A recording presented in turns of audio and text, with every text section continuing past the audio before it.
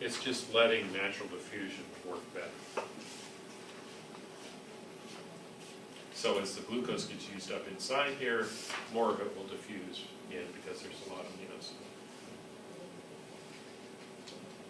It's very specific too for D-glucose.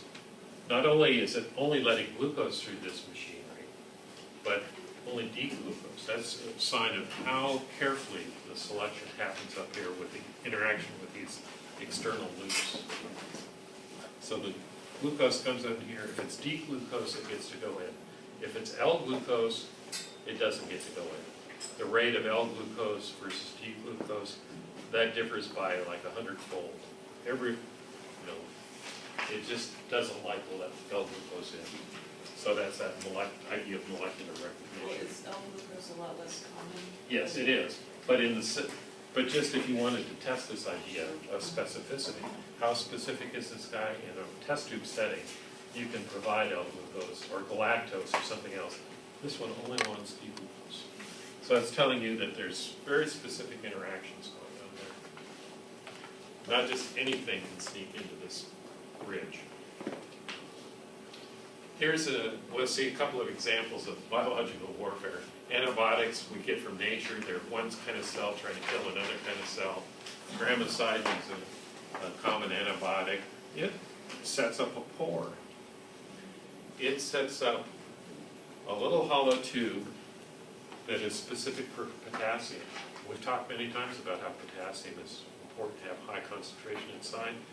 Well, this sneaky little protein, the bacteria will insert it into the membrane of the thing it's trying to kill, and it lets all the good potassium escape out.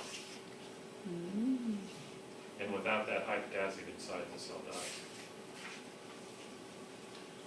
Here's another one doing the same trick, valinomycin, another common antibiotic.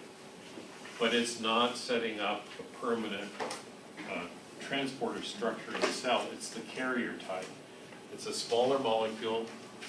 It binds potassium. It's a small molecule that's covered with these yellow amino acids are all hydrophobic. So it's got this outer envelope of hydrophobicity, which means this loves to dissolve in the membrane. On the inside, it's got polar groups that love to interact with potassium. So on one side of the membrane, it opens up, lets the potassium in, closes up. Its sealed envelope here of hydrophobicity allows that to diffuse across the membrane.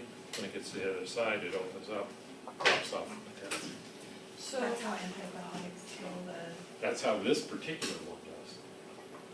And this one uses a slightly different mechanism. I chose both of these because they happen to coincide with the same underlying mechanism of potassium transport. But by letting potassium diffuse readily across the membrane, it's killing the cell.